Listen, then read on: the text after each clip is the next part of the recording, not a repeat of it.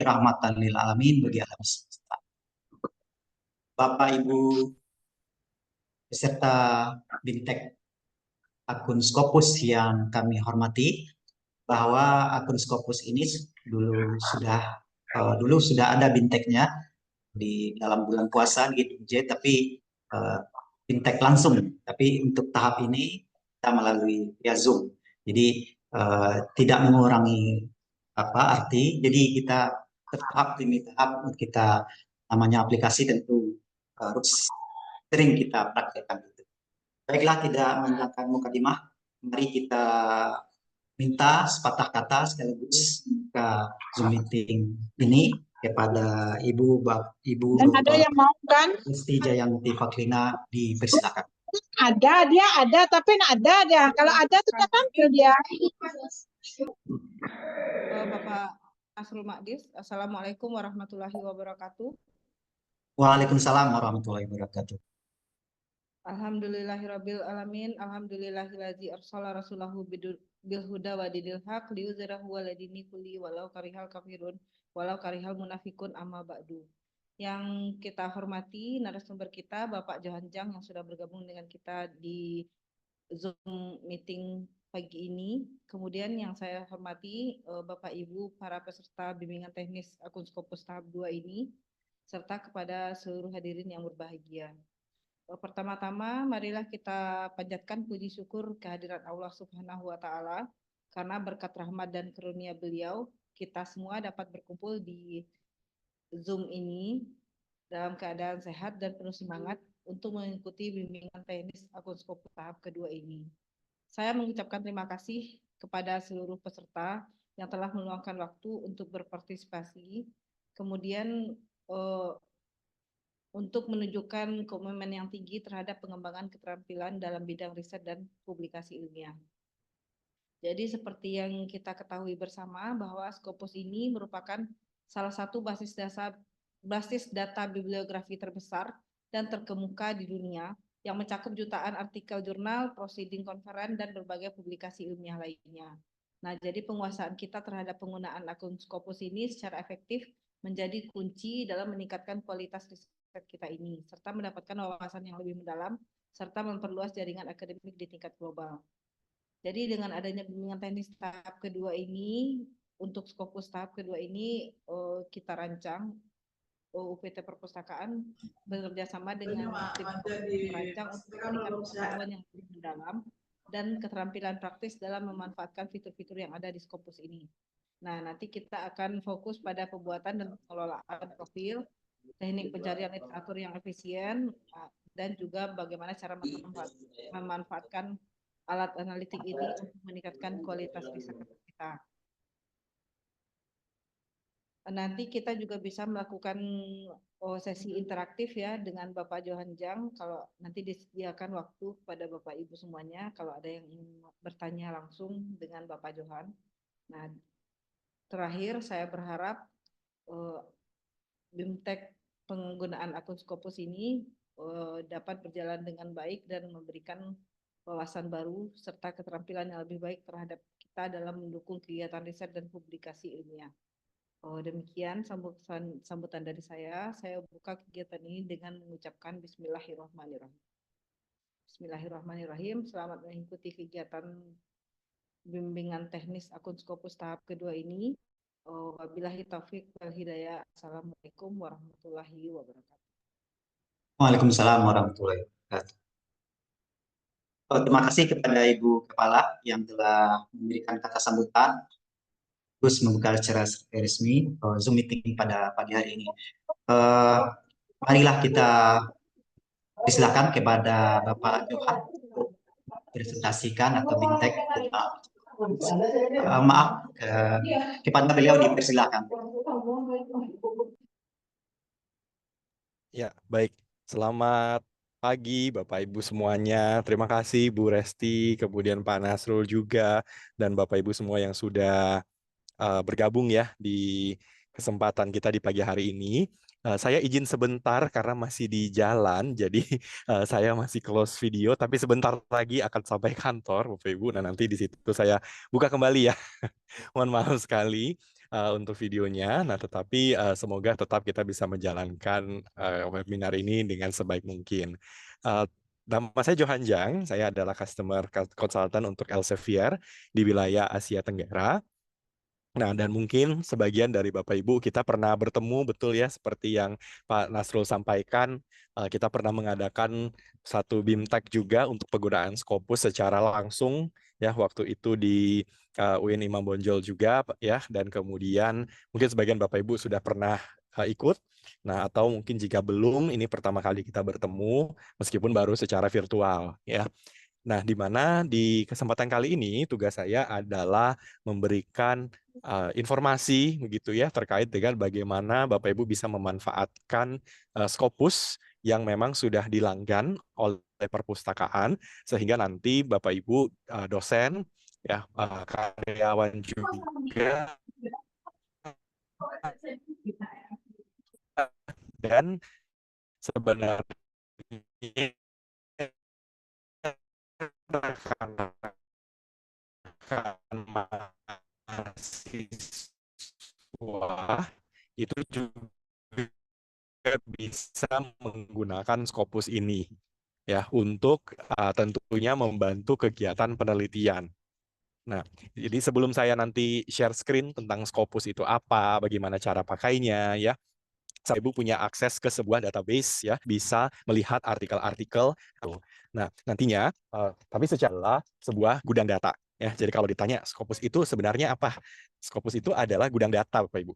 Nah, di mana di gudang data ini ya ada 4 jenis data yang bisa kita explore, yang bisa kita gunakan untuk nanti kegiatan penelitian kita. Nah, untuk itu saya mulai share screen ya, Bapak Ibu ya. Nah, sembari nanti silahkan bisa mengikuti.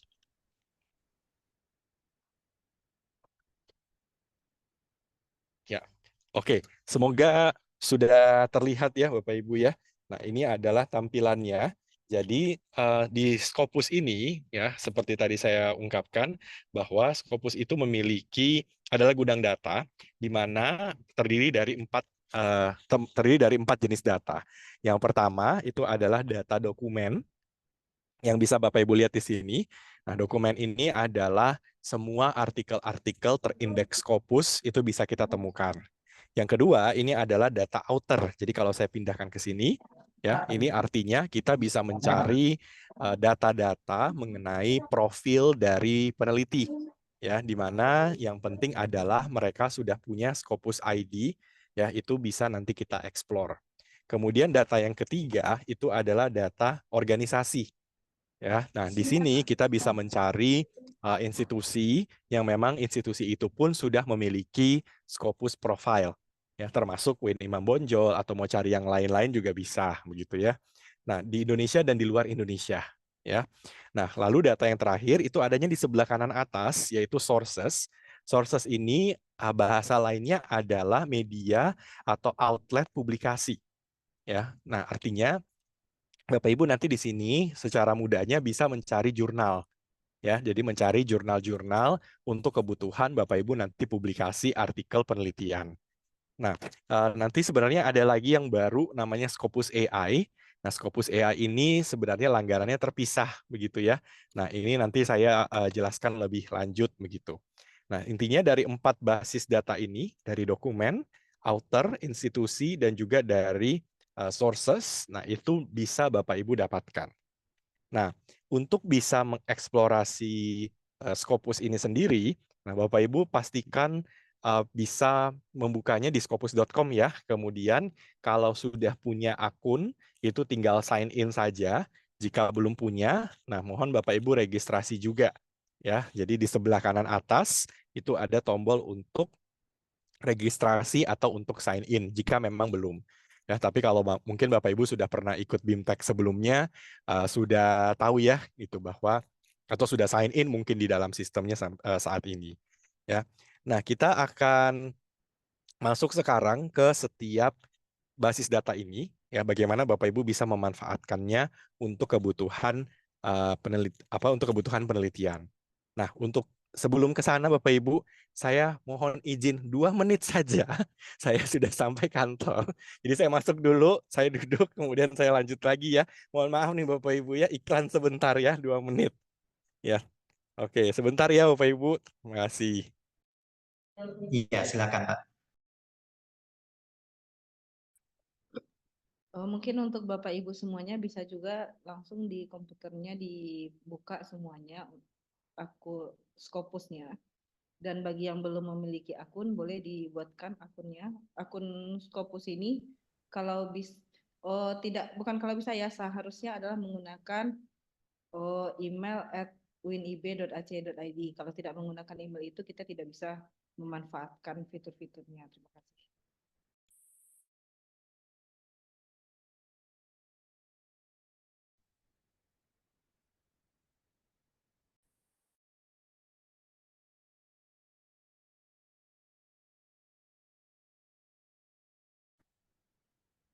Memindahan pakai kanan.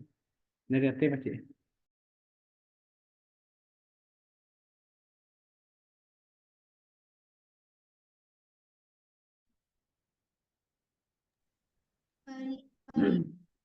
Bagi Bapak Ibu yang belum memiliki tulisan di Scopus, Lama. kita membuat akun Scopus ini.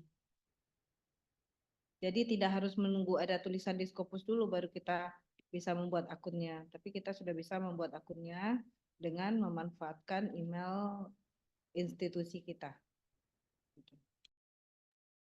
Gimana prosesnya, Bu Resti? Ya, Bu Era, yang cantik. Silakan masuk ke dalam scopus.com. Scopus.com. Ya, Dalam Scopus.com. Kemudian ada Oke. kan di situ register. Nah, coba register.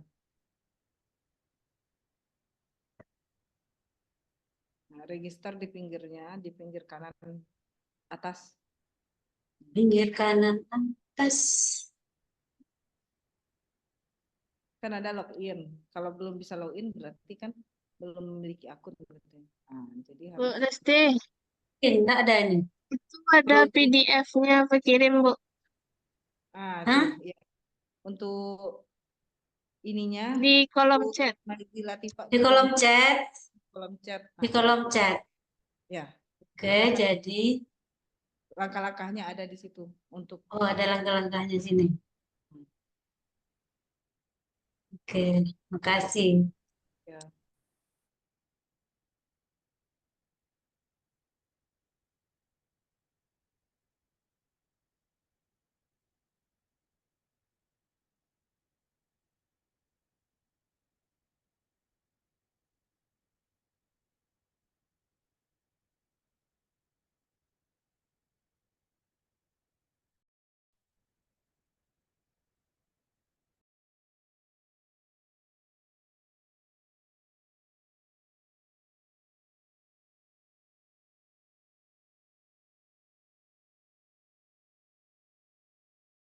Ya, oke. Bapak Ibu, saya sudah kembali lagi. Jadi, apakah mau langsung kita lanjutkan? Ya Pak, silakan Pak. Ya, oke. Siap-siap. Nah, kali ini saya sudah di kantor, jadi sudah bisa menyapa Bapak Ibu. Mohon maaf sebelumnya. Biasa kalau di Jakarta ya, macet sekali. Jadi harus ini menyesuaikan dulu. Oke, nah tadi saya sudah sempat sedikit menyampaikan ya. Nah, ini saya share kembali. Mungkin kalau saya boleh di ini lagi. Karena sekarang belum bisa share screen, Bapak Ibu. Mungkin dijadikan sebagai co-host.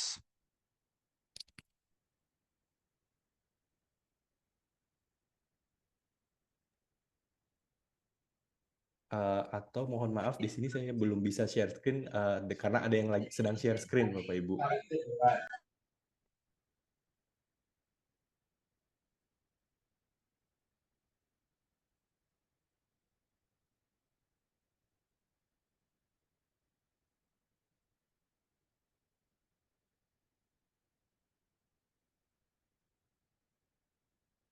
Pak Bustano sepertinya lagi share screen. Iya, oke.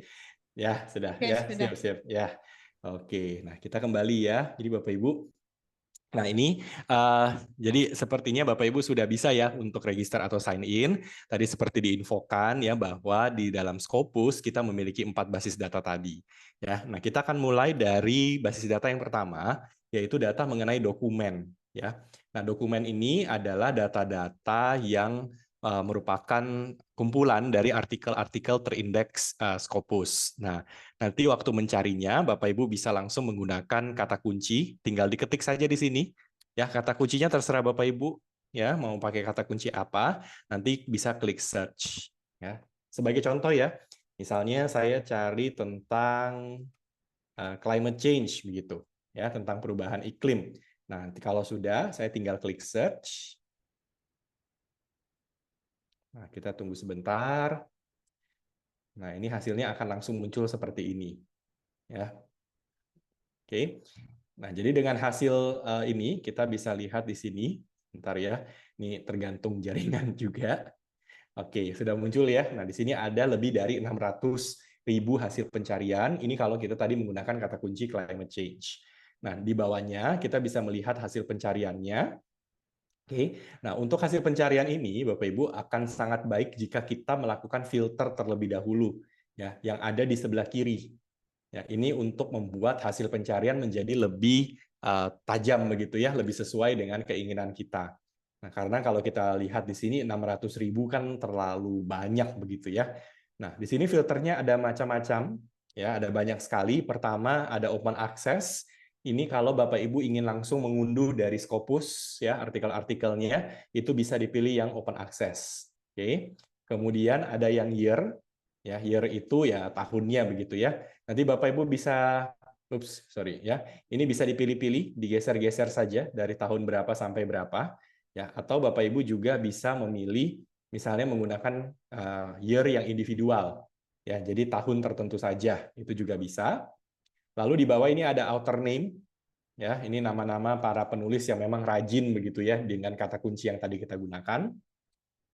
Lalu di bawah ini ada subject area atau disiplin ilmu, ya. Lalu ada tipe dokumen, ada publication stage. Nah, kalau source title ini adalah nama-nama jurnal, ya. Jadi bisa dilihat di sini. Lalu ada keyword, ada afiliasi atau institusi, ya. Bahkan kita juga ada pemberi dana hibah atau funding sponsor. Ya, di sini kita bisa lihat listnya, ada negara, ada tipe source-nya. Nah, sekarang kita pun punya language. Ya, nah yang language ini cukup baru, Bapak Ibu. Jadi kalau saya klik show all, ya, nah kita bisa lihat ya bahwa sekarang di Scopus kita tidak hanya bisa menemukan artikel berbahasa Inggris, tapi bahasa-bahasa lain juga bisa. Ya, nah bahkan bahasanya juga tidak harus bahasa PBB saja. Ya, di sini kita bisa lihat ya ada bahasa-bahasa yang mungkin belum yang asing lah seperti Polish, Italian, Korean gitu ya. Nah, itu sebenarnya sudah ada. Indonesia juga mungkin ada. Nah, ini Bapak Ibu bisa lihat ya. Bahasa Indonesia itu ada 7 gitu ya. Artinya apa? Memang saat ini kita memperbolehkan untuk jurnal-jurnal itu boleh menggunakan bahasa lain selain bahasa Inggris. Ya, yang paling penting adalah abstraknya bahasa Inggris. Kalau isinya bukan bahasa Inggris, itu tidak masalah. Ya, tapi memang Bapak Ibu harus mencari jurnal yang mau menerima konten tidak berbahasa Inggris, misalnya bahasa Indonesia. Ya, itu dari Scopusnya kita oke, nggak masalah.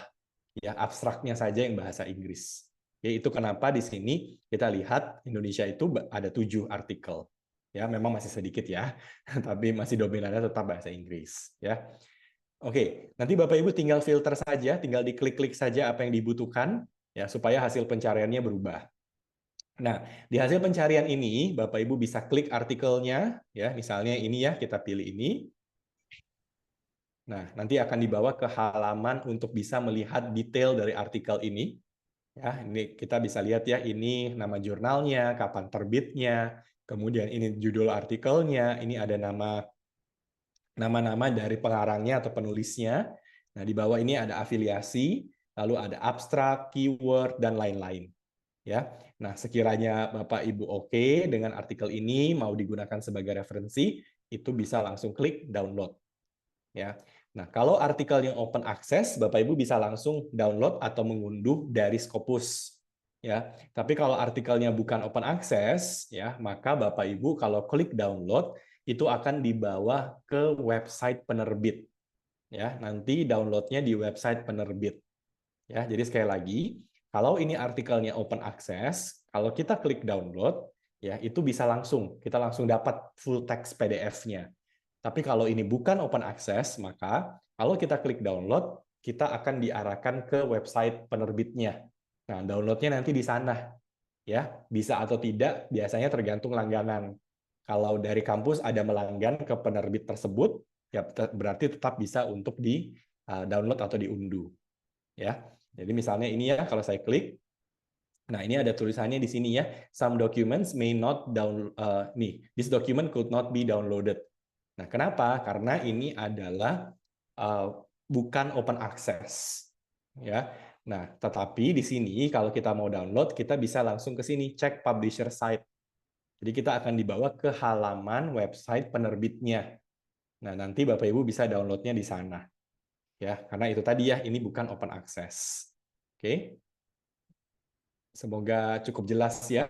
Nah, kita kembali ke halaman pencarian. Di halaman pencarian ini juga Bapak Ibu bisa memanfaatkan fitur ini analyze result. Ya, ini kalau saya klik Bapak Ibu, analyze result. Nah, kita akan bisa melihat analisa sederhana yang dilakukan oleh Scopus. Ya, nah ini ditunggu sebentar ya. Tergantung internet, tapi nanti cukup banyak ya analisa-analisa yang dibuat. Nah, pertama ini, jadi kita bisa lihat perjalanan dari jumlah dokumen di topik ini ya dari tahun pertama kali tercatat di Scopus. Ya, ini bahkan ada dari tahun 1837 ya. Nah, ini kalau terlalu jauh Bapak Ibu bisa pilih year range-nya. Misalnya saya hanya ingin lihat dari tahun 2015 misalnya ya. Nah, ini kita klik analyze. Nah, ini akan muncul seperti ini. Ya, ini kalau kita lihat dengan kata kunci climate change, setiap tahun jumlah artikelnya naik ya. Nah, tentu yang 2024 dan 5-nya jangan dilihat dulu gitu ya, tapi ini menunjukkan tren bahwa peneliti itu banyak yang mau meneliti tentang climate change ya. Nah, di bawah kita bisa lihat lagi yang lain-lain, misalnya di sini ada dokumen per year by source. Kalau kita klik, nah ini akan muncul, ini adalah jurnal-jurnalnya. Ya, di sebelah kiri kita bisa lihat ini jurnal dan conference yang paling banyak menerbitkan topik kita. Ya, kata kunci yang kita pakai. Ya, jadi nanti kalau Bapak Ibu lagi mau cari jurnal, itu bisa langsung ke sini dan bisa melihat oh ini listnya. Ya, dan ini semua bisa diklik ya untuk dibaca lebih lanjut mengenai jurnal tersebut. Ya. Nah, lalu ada by author. Kalau by author ini mereka-mereka yang memang rajin ya untuk meneliti topik yang kita gunakan tadi. Ya, ini juga nama-nama orangnya bisa kita klik ya, dan nanti kita bisa explore lebih lanjut. Kita juga bisa mencari ini afiliasi. Ya, ini adalah institusi-institusi yang memang rajin gitu ya meneliti tentang topik yang kita tadi gunakan.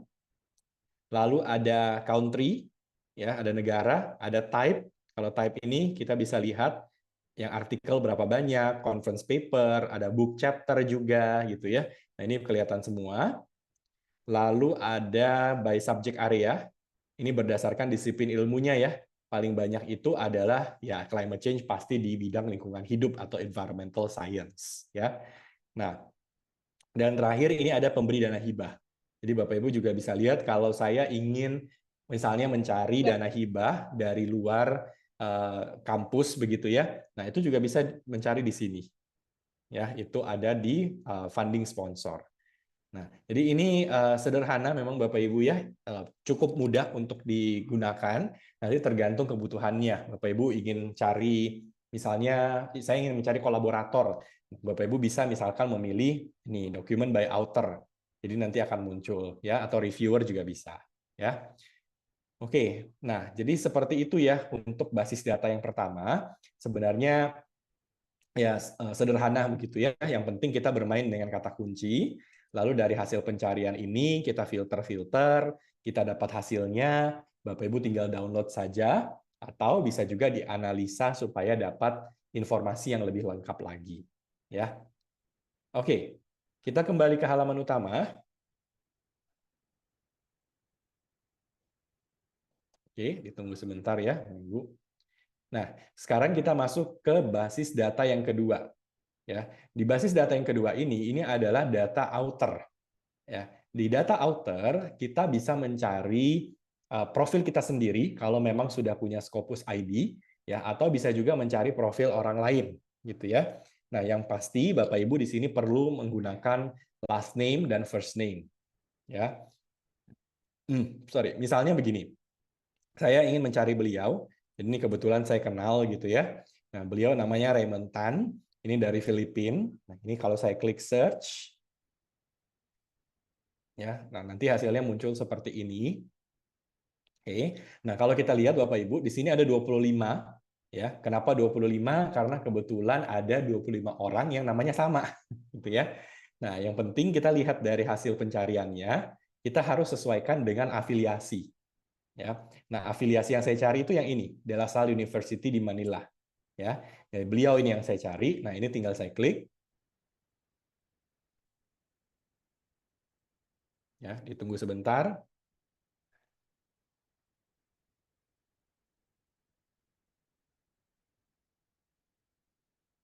Ya, nah hasilnya sudah muncul seperti ini.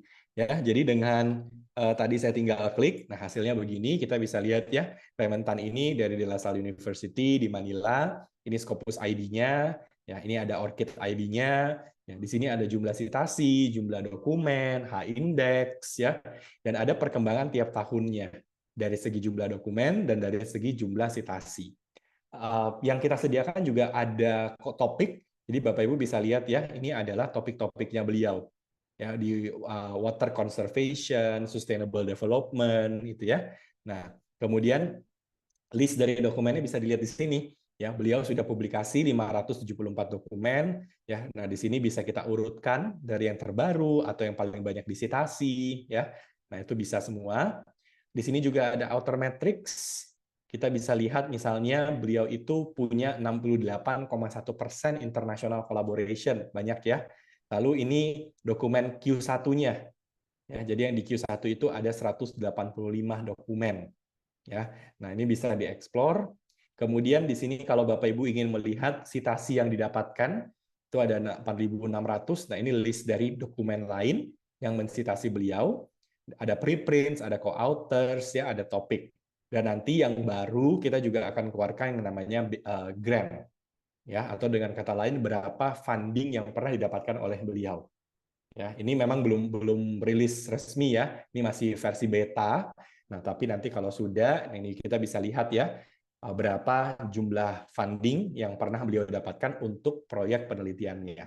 Ya, nah itu kalau kita tadi ya kita ada di scopus.com di halaman utama, Bapak Ibu tinggal memilih yang outer saja. Ya, oke, saya kembali dulu. Jadi di sini ya Bapak Ibu ya di outer. Oke, berikutnya ini masih menggunakan data outer, jadi datanya masih sama, basis datanya, data peneliti, tapi kita pindah ke tab yang ini, Researcher Discovery. Nah, di tab Researcher Discovery, ini kita sama mencari peneliti, tapi kita mencari berdasarkan kata kunci. Ya, nantinya dengan kata kunci yang kita pakai akan muncul list para peneliti expert di bidang tersebut. Ya, nah ini kalau kita ke Researcher Discovery-nya. Ya. Nah, di sini kita tinggal mengetik kata kuncinya bebas ya. Misalnya ya, saya pakai kata kunci AI, artificial intelligence. Saya ingin mencari para expert di bidang AI. Nah, nanti saya tinggal klik search. Oke, nah kita tunggu sebentar, nanti akan muncul siapa saja expert di bidang AI ini.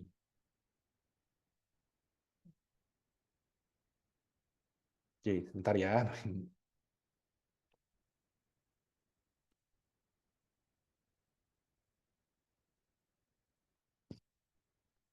Oke, nah nanti hasilnya masih menunggu ya Bapak Ibu ya.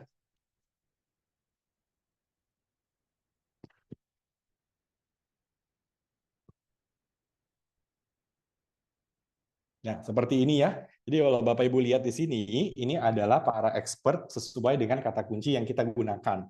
Ya. Nah, ini berdasarkan matching dokumen sejak tahun 2020. Ya, jadi memang kita sengaja tidak mencari yang terlalu lama, artinya kita punya ekspektasi mereka itu masih aktif begitu ya sebagai peneliti. Ya. Nah, jadi kalau kita lihat di sini, ini listnya, ya. Dan dari list ini kita juga bisa menggunakan kita bisa filter menggunakan negara. Misalnya ya, saya ingin mencari para expert di bidang AI, tapi dari Indonesia saja, ya karena katakanlah saya ingin mengajak kolaborasi atau saya ingin mencari reviewer mungkin, ya. Nah itu kita tinggal pindah ke sebelah kiri, ya. Di sini kita tinggal ketik Indonesia seperti ini. Nah nanti hasilnya akan muncul. Ya. Nah, ini kita bisa lihat ya. Jadi beliau-beliau ini adalah para expert di bidang AI, tapi hanya dari Indonesia. Ya, profilnya pun bisa kita klik, nanti akan muncul seperti ini. Ya, dan nanti dari profil ini, jika Bapak Ibu ingin membaca full profilnya, nah silakan klik ini, view full profile. Nanti akan terbuka profil beliau. Ya.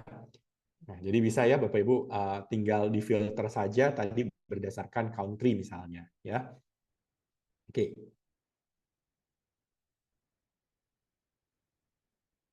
Kita kembali lagi ke halaman utamanya Scopus.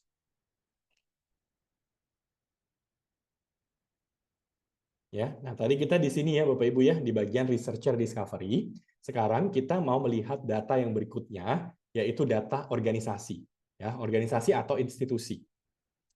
Untuk organisasi atau institusi ini, Bapak Ibu bisa mencari profil UIN Imam Bonjol ya silakan, mau cari UIN yang lain silakan, mau cari kampus di luar Indonesia juga silakan. Ya, jadi ini bebas saja. Ya, Bapak Ibu tinggal mengetik saja nama institusinya itu apa.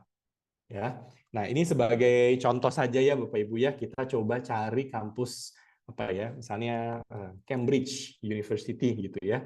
Nah, University of Cambridge. Oke. Nah, ini kita tinggal klik.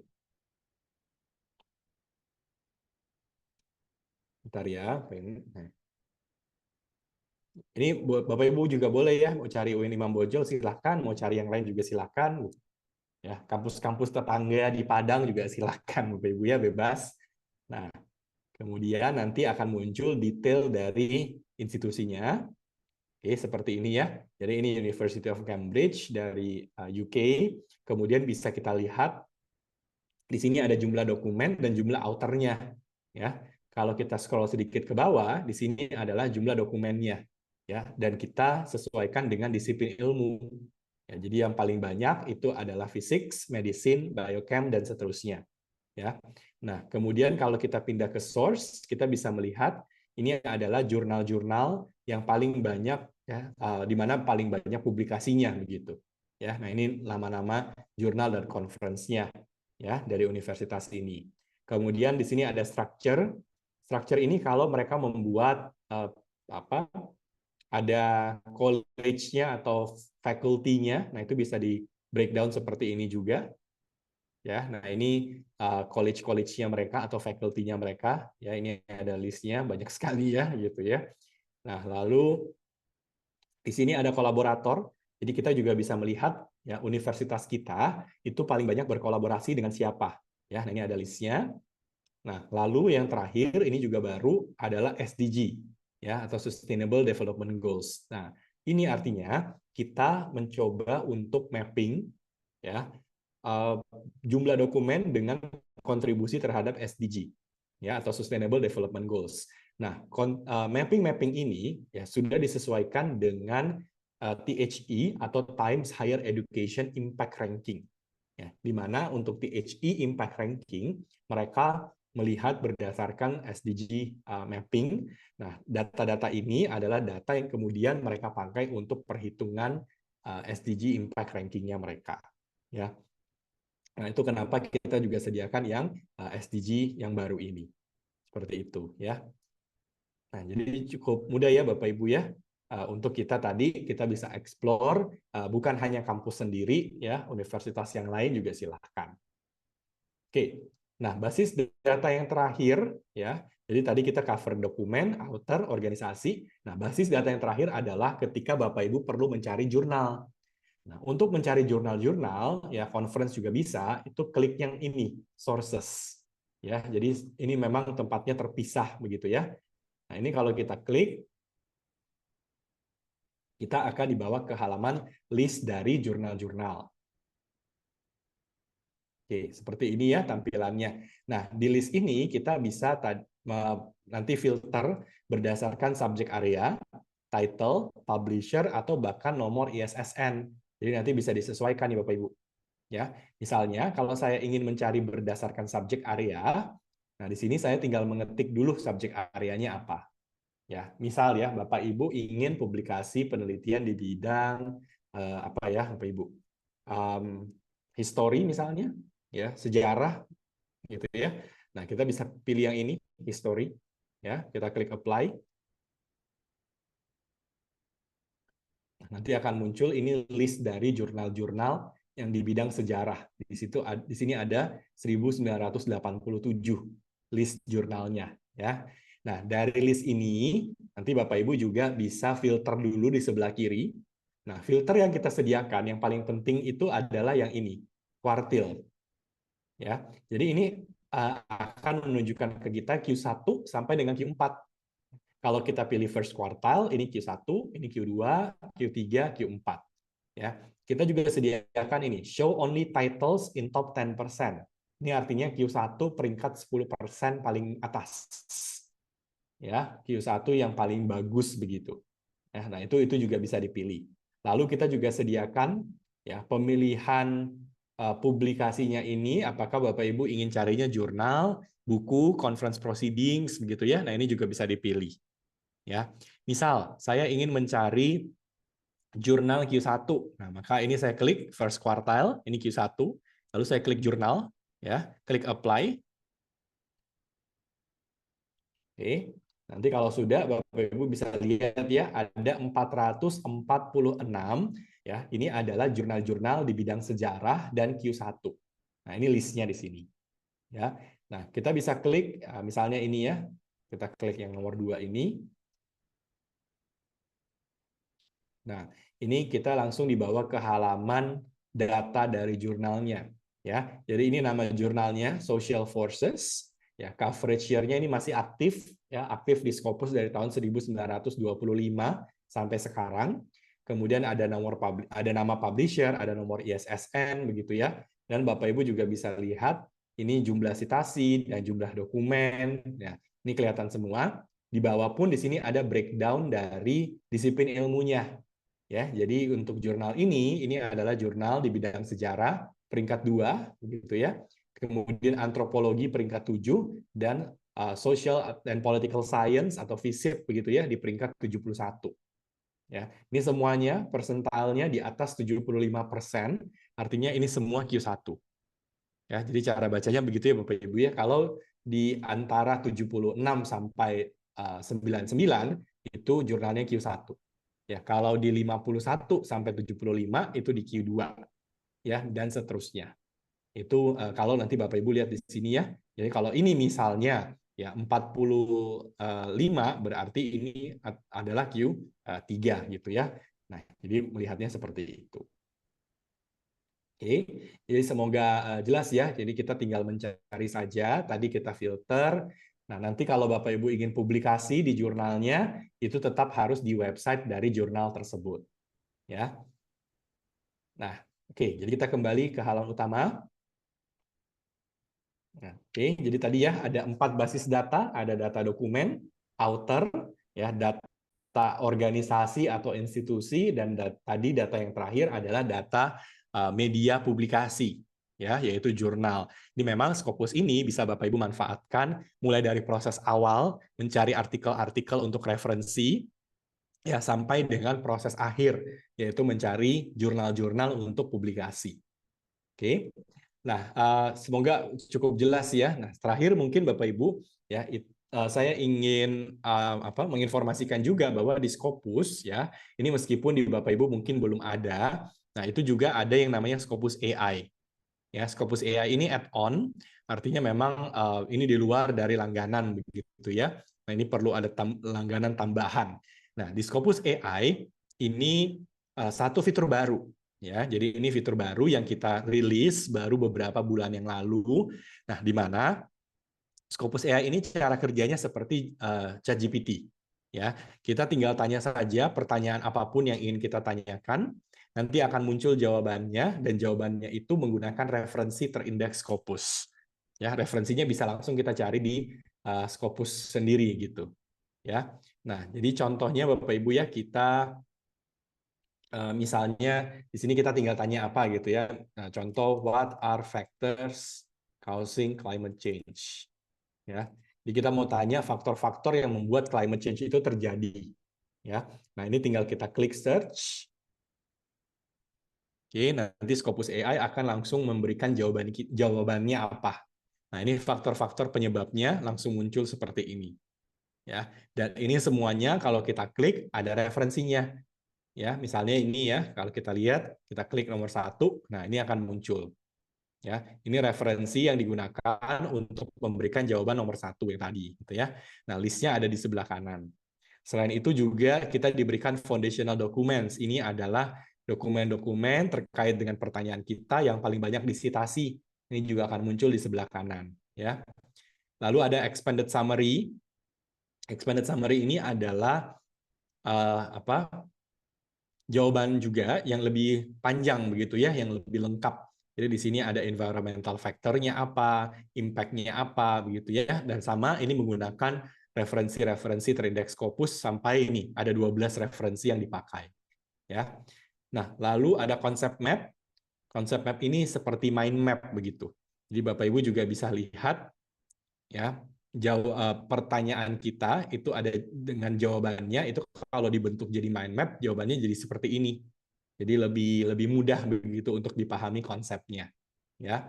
Nah, kemudian yang terakhir ada topik expert. Ini adalah para peneliti-peneliti yang memang expert di bidangnya ya, sesuai dengan pertanyaan yang kita berikan.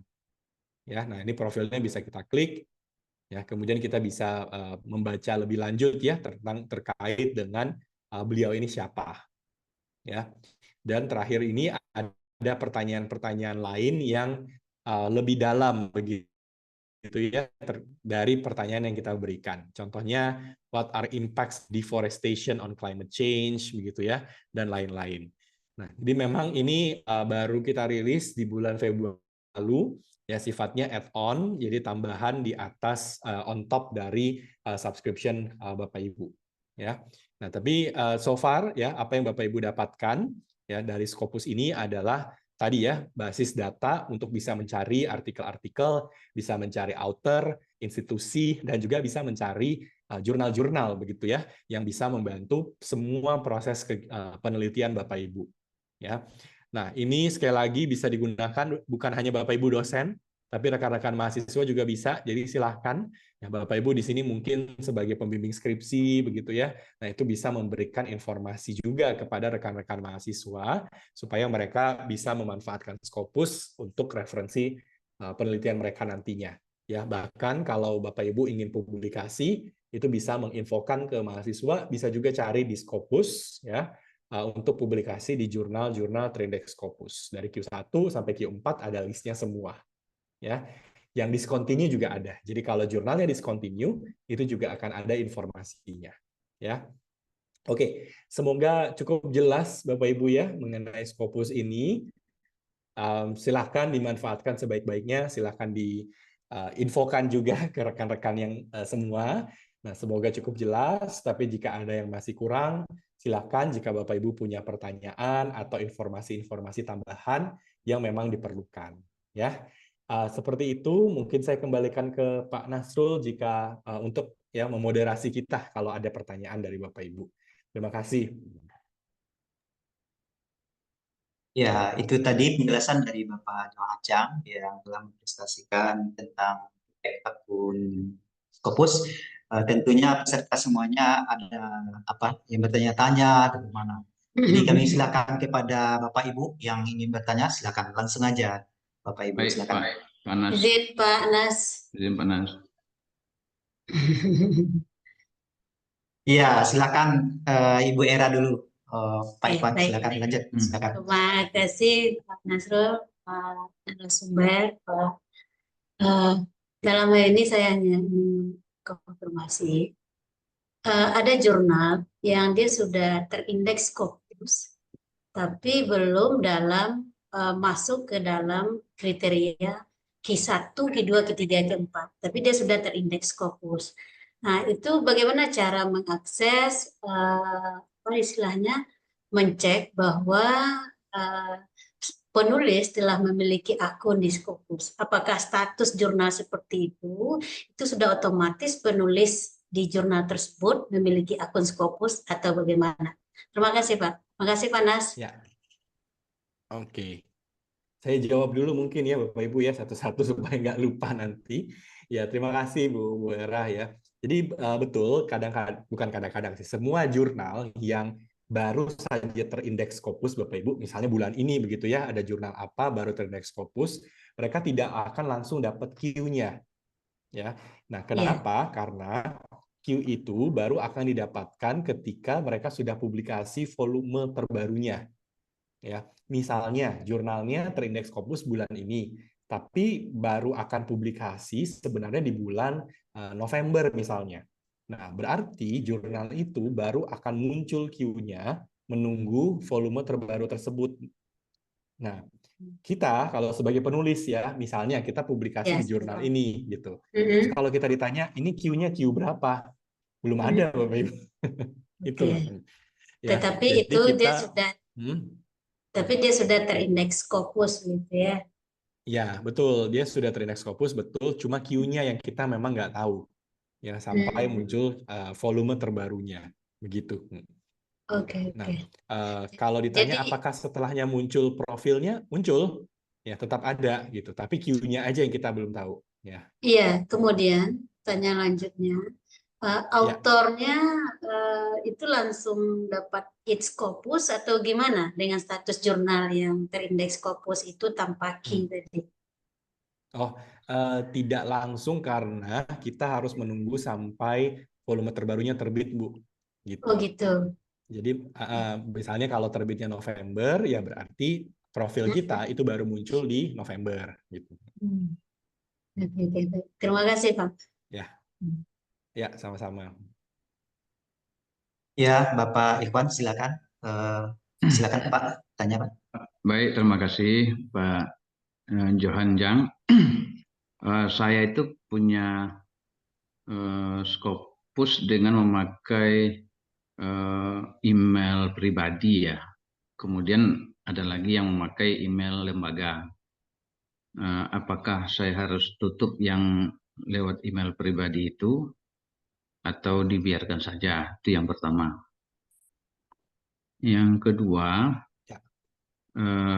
ketika kita mencari referensi melalui akun Scopus, sudah ketemu artikelnya, apakah kita bisa langsung citasi lalu muncul di artikel kita yang lagi kita tulis, atau kita masuk dulu ke Mendeley, mencari lewat Mendeley, atau bisa langsung dengan akun Scopus tadi gitu ya. Nah itu yang kedua. Yang ketiga tadi lanjutan dari pertanyaan tadi, volume itu berarti setahun ya, karena ada volume jurnal, volume 12 semuanya, nomornya ada nomor 1, nomor 2, berarti butuh setahun baru muncul ID Scopus penulis ya, kalau dia belum pernah punya ID. Barangkali itu pertanyaannya. Ya. Oke, baik. Ya, terima kasih Pak. Jadi yang pertama, jika Bapak Ibu memiliki misalnya akunnya ada 2 ya. Nah, ini tergantung nih, akun yang dimaksud ini Pak adalah akun email atau akun Scopus profile, Pak. Email, memakai email itu, pribadi email ya? pribadi. Oh, oke. Nah, kalau pakai email pribadi, Bapak Ibu bisa dipindah saja ke email kampus begitu, Pak. Gitu. Karena kalau pakai email pribadi itu tidak tercatat Bapak Ibu berasal dari kampus mana. Begitu. Jadi nanti langganannya tidak bisa dipakai begitu fitur-fiturnya, Pak. Gitu. Jadi nanti sarannya adalah Bapak sign out dari email yang pribadi, kemudian antara register atau sign in menggunakan email kampus, Pak. gitu ya. Nah, itu yang pertama. Kemudian yang kedua, kalau artikel kita sitasi itu tidak harus selalu masuk ke Mendeley ya Bapak Ibu ya. Meskipun banyak jurnal yang mengharuskan. Ya, tapi sebenarnya sih tidak harus, itu tergantung jurnalnya gitu. Artinya kalau Bapak Ibu mau langsung sitasi ya silakan, mau dimasukkan ke Mendeley juga ya silakan. Nanti coba dicek dari aturan jurnal yang Bapak Ibu tuju. Ya, apakah harus Mendeley atau tidak gitu Pak. Tapi kalau ditanya ke Scopus harus atau tidak, jawabannya sebenarnya tidak. Gitu. Iya. Ya. Karena kita Nah, lihat Mendeley kan masih grupnya Elsevier ya. Iya betul. Nah, saya kira itu Betul, masih grupnya ada kita Pak, tapi ada enggak sih koneksi Pak, gitu ya. enggak. Artinya ya kalau ada koneksi betul gitu ya, dan karena Mendeley bagian dari Elsevier betul. Tapi kalau memaksa harus pakai Mendeley itu enggak Pak, gitu ya. Ya. Jadi Dan, dibebaskan saja kalau kita membebaskannya ke jurnalnya Pak, gitu. Iya. Terserah jurnalnya aja, gitu ya. Artinya gini, jurnal yang tersedia di web Mendeley itu kita cari melalui Mendeley itu belum tentu semuanya terindeks Scopus ya. Belum tentu Pak, betul. Oh ya, tapi kalau Iya. kita cari lewat akun Scopus pasti terindeks Teks Scopus. Scopus, iya Oh, betul, iya. betul Pak, iya. Jadi bagusnya langkah pertama kita lihat dulu lewat akun Scopus, baru nanti mencarinya lewat Mendeley supaya Bisa otomatis juga. masuk ke artikel kita waktu Bisa menulis. juga Pak, iya, Oke. bisa juga begitu Pak. Ya. Oke, sip.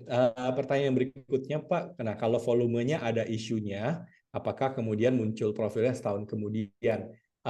Enggak Pak, jadi ada memang yang satu volume dia punya beberapa isu gitu ya, tapi ada juga yang satu volume ya satu isu gitu. Nah itu juga ada. Intinya kalau dia itu jurnalnya satu volume beberapa isu, yang kita tunggu itu isunya aja Pak. Gitu. Nggak usah sampai satu volumenya. Jadi, ya istilahnya yang penting artikelnya sudah dia rilis ya di isu tersebut, meskipun volumenya belum lengkap nggak masalah, kita langsung buatkan si profilnya. Nah tapi profil ini biasanya memang menunggu ya, jadi kalau Bapak Ibu belum punya Scopus profile, Scopus ID, itu biasanya begitu artikel kita rilis di Scopus itu butuh sekitar 2 minggu lah baru profilnya Bapak Ibu akan muncul gitu. Satu lagi lanjutan ini Pak Ya. Johan. Kalau ada jurnal yang sudah terindeks Scopus tapi key-nya belum keluar, ya. Apakah kalau kita kirim artikel ke sana, artikel kita sudah termasuk indeks Scopus? Kapan mulainya itu? Ya. Oke. Termasuk Pak. Jadi yang penting misalnya ya, kita kasih artikel kita publish artikel kita ketika jurnal itu memang sudah terindeks Scopus meskipun belum dapat Q, gitu Pak. Misalnya kalau si jurnalnya dapat indeksasi Scopus bulan ini, kita publish bulan ini, berarti kita dapat sebenarnya Pak. Gitu. Tapi itu tadi menyambung pertanyaannya Bu Era ya, gitu bahwa kita nggak tahu aja itu Q berapa. Dan kalau tanya ke jurnalnya pun, jurnalnya juga pasti nggak tahu Pak, gitu. Karena memang baru terindeks. Tapi kan bisa dilihat indikatornya itu, perkembangannya itu ya, berapa citasinya kan bisa dilihat juga itu. Potensinya bisa Pak. Kalau jurnalnya mau share datanya ya Pak. Gitu. Masalahnya kadang jurnalnya nggak mau gitu ya. Atau kalau jurnalnya memang performance-nya bagus, mereka yakin oh ini bisa Q1, ya mereka biasanya akan share gitu. Semoga menjawab ya Pak. Iya, terima kasih Pak. Ya, sama-sama. Oke, ada lagi Bapak Ibu, silahkan. Betul lagi Pak. Ya, silahkan. Oke. Nah, jadi setelah dicek ternyata jurnal artikel yang terbit itu, ini dia terindeks Scopusnya sudah di tahun lalu. Nah, jadi sudah di tahun 2023 dan di 2024 ini dia sudah publish di bulan Maret, tapi belum keluar key-nya. Itu satu. Kemudian satu lagi Pak, Tadi kan ada instruksi dari kampus membuat akun ya. Ya, sudah bisa buat akun, cuman ternyata itu tidak langsung kita punya Scopus dengan membuat akun itu atau gimana tuh? Oh, oke. Ya, ya. Oke, makasih. Ya, mungkin saya jawab pertanyaan yang kedua dulu, Bu. Tapi kalau untuk pertanyaan pertama, bolehkah ditaruh di bagian chatting nama jurnalnya apa ya, Bu Era ya? Nah, mungkin. Nah, kalau yang pertanyaan kedua, jadi Bapak Ibu, kita perlu membedakan antara buat akun di Scopus dengan memiliki Scopus ID. Nah, ini karena beda nih, Bapak Ibu. Kalau buat akun di Scopus, itu artinya ya kita register sendiri, ya pakai email institusi, masukkan nama depan, belakang, paspor, dan seterusnya, kita punya akun Scopus. Nah, tapi kalau punya akun Scopus bukan berarti Bapak Ibu punya Scopus ID. Nah, Scopus ID hanya bisa didapatkan kalau Bapak Ibu sudah publikasi minimum satu saja artikel terindeks Scopus. Nah, baru Bapak Ibu akan punya Scopus ID. Nah, nanti dari Scopus ID-nya Bapak Ibu bisa lihat ya profilnya bagaimana, ya nomornya apa. Nah, itu silahkan gitu ya. Jadi ada dua nih ya, ada kita buat di scopus.com dengan email institusi. Nah, tapi kalau Bapak Ibu ingin punya Scopus ID, berarti perlu publikasi setidaknya satu dulu. Ya, di Q4 juga nggak masalah. Gitu ya. Nah, kalau yang pertanyaan tadi, Bu, kalau untuk nama jurnalnya, apakah sudah di... Paramita, Pak. Oke, sebentar ya. Saya coba Paramita. cek dulu. Karena biasanya gini, Bapak Ibu. Ya. Sebentar ya, ini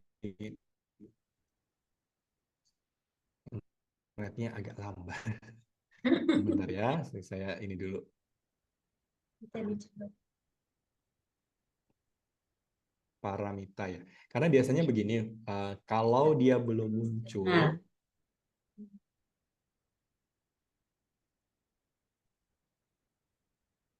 ya, oke.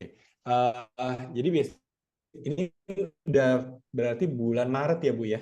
Sudah rilis Ya. volume terbarunya ya? Oke, Benar. oke. Nah, untuk ini biasanya sih harusnya sudah muncul, Bu, Q-nya Q berapa. Ini Ibu tidak melihatnya itu di Scopusnya atau di website jurnalnya, Bu?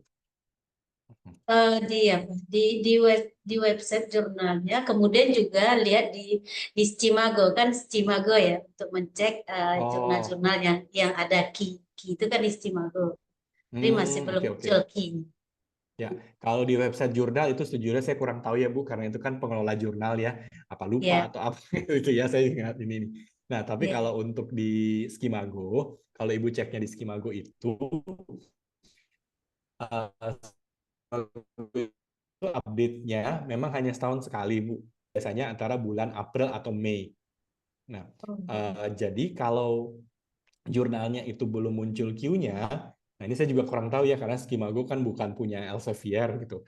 Nah, apakah mereka miss atau mungkin datanya mereka ambil hanya data tahun lalu, Bu?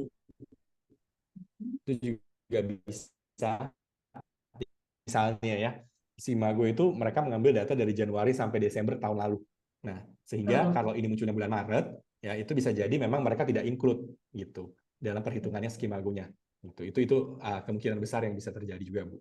Nah, dalam kasus begini, apa yang perlu kita lakukan itu adalah kita sebenarnya bisa bertanya ke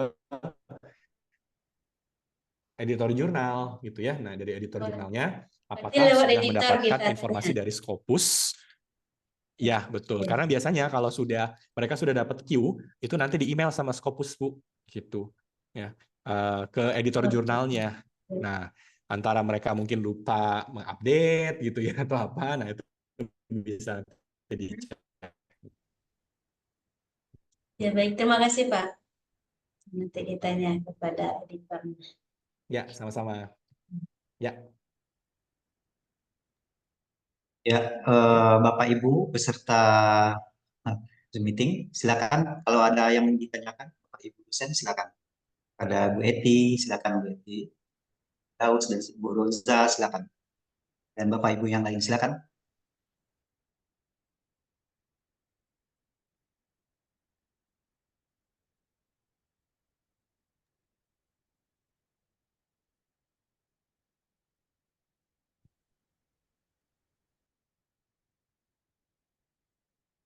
Assalamualaikum Pak Nas, mau nanya. Iya, silakan, Bu. Ya, mohon maaf baru sekali ini hadir di acara ini. Jadi saya masih baru ini.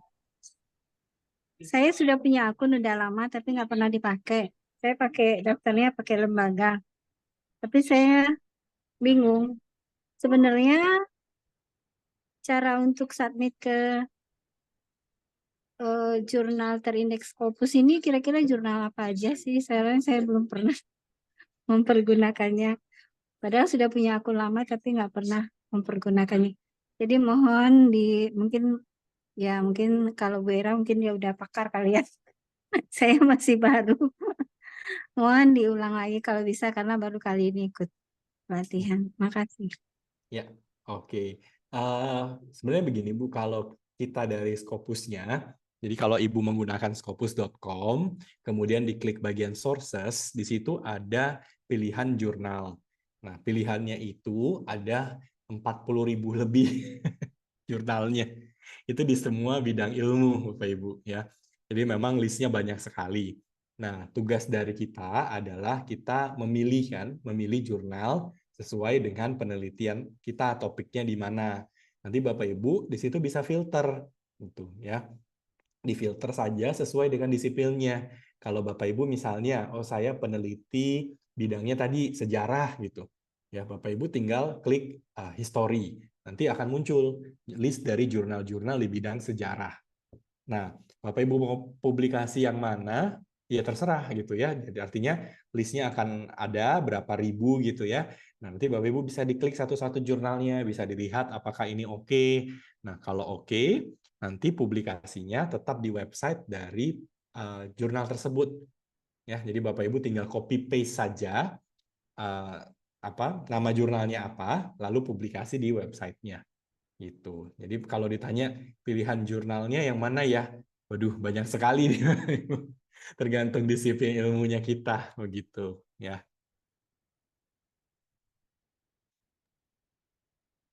Semoga menjawab ya Bu.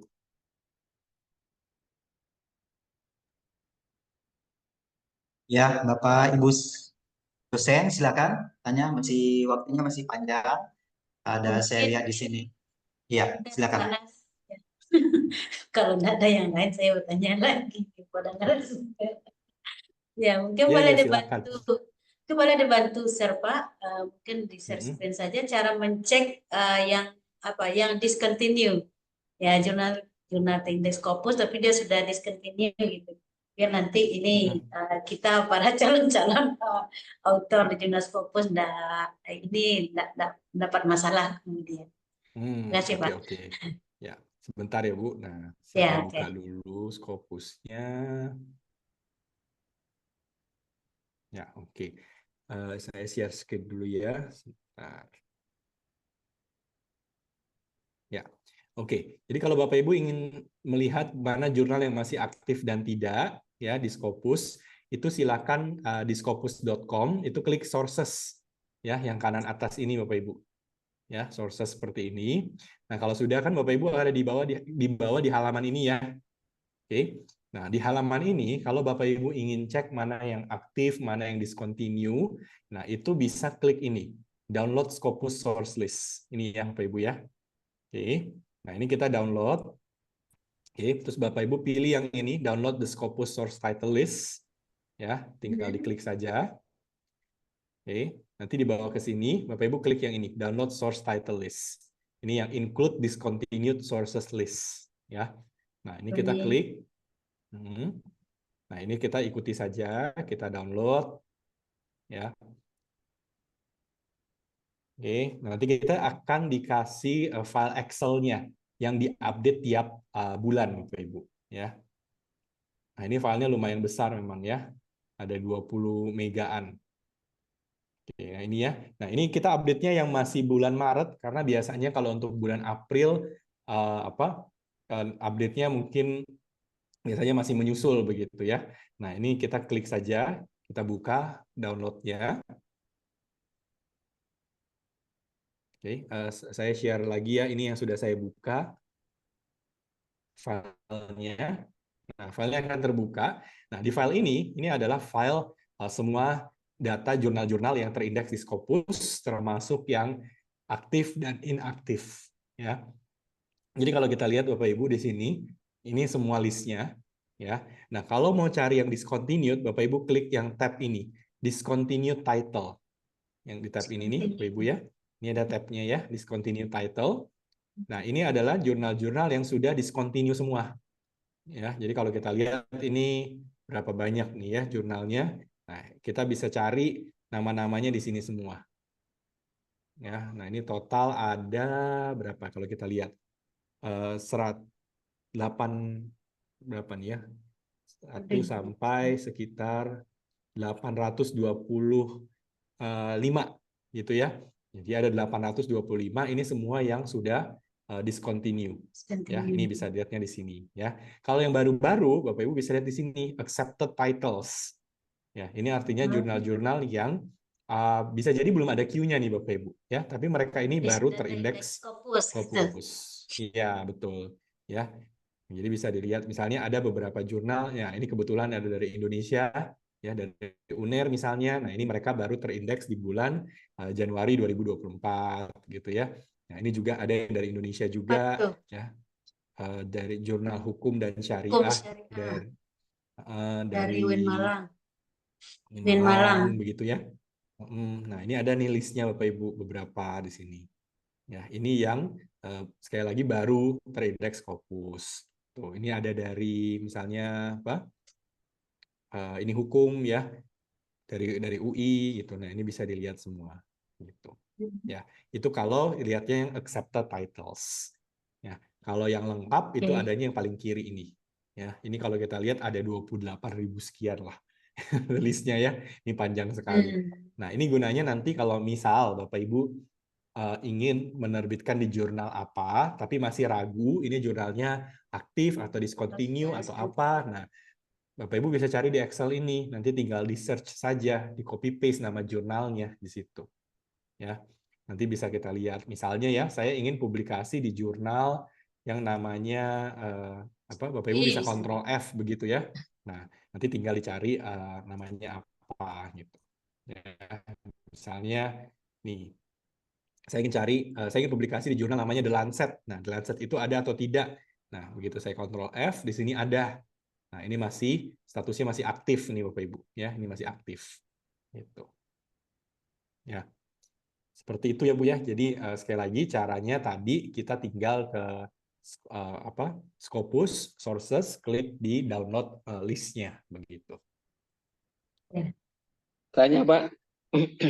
Ya, silakan. Baik, selamat siang. Assalamualaikum warahmatullahi wabarakatuh. Nama saya Sudarman dari Fakultas Adab dan Humaniora. Pertanyaan saya dua, Pak. Pertama, saya sudah 2 kali mengalami di akun Scopus saya itu diakuisasi oleh orang. Lembaganya itu berganti. Kemarin itu dari Makassar, saya main dari 2 kali saya mengurusnya itu. Kira-kira apa penyebabnya sehingga seringkali akun kita itu diambil orang? Itu yang pertama. Yang kedua, ada tulisan saya di Tamadun itu sampai hari ini belum bisa dimasukkan ke akun Scopus, padahal sudah Scopus itu. Saya pikir apakah salah menulis namanya ketika di metadatanya atau apa itu? Kalau misalnya salah di metadata, apa langkah kita yang harus kita lakukan, Pak? Begitu Pak dari saya. Assalamualaikum warahmatullahi wabarakatuh. Ya, oke. Baik Pak Sudarman. Ya, jadi yang pertama, kalau akun kita diakuisisi sama orang, itu memang ya agak susah gitu ya, karena kalau kebetulan nama kita memang cukup banyak ya, mirip-mirip sama yang lain atau sama persis ya, seperti tadi di contoh yang saya berikan itu ada 25 orang namanya sama gitu. Nah, itu ada beberapa ya, ada 2 kemungkinan sih Bapak Ibu. Yang pertama memang orangnya yang tidak benar, artinya siapapun itu ya, yang kemudian menyatakan bahwa ini punya saya karena kebetulan namanya sama begitu. Nah, itu memang sejujurnya akan sangat sulit untuk kita cegah ya, karena begitu kita terima laporan dari siapapun itu ya, kita akan menganggap laporan tersebut benar adanya ya. Nah, akibatnya memang akan ada kejadian-kejadian di mana akhirnya ya orang yang tidak bertanggung jawabnya mengakuisisi seolah-olah itu jadi punya dia gitu. Nah, yang bisa kita lakukan ya melapor kembali gitu ya, bahwa bukan, ini nggak sama gitu untuk nama orangnya. Nah, kemudian yang kedua sebenarnya yang perlu yang bisa kita lakukan adalah memastikan satu hal nih Bapak Ibu ya, ID Scopus dan ORCID. Jadi ini setiap kali nanti Bapak Ibu publikasi ya, meskipun namanya katakanlah cukup banyak kembar dengan yang lain ya, pastikan waktu Bapak Ibu publikasi di jurnal manapun ya, itu masukkan Scopus ID kalau memang sudah ada. Kalau belum ada, Bapak Ibu buat ORCID ID ya. ORCID ID dan Scopus ID itu nggak bisa diklaim oleh orang lain ya. Jadi misal Bapak Ibu sudah publikasi ya, kemudian di publikasinya itu ada ORCID ID-nya.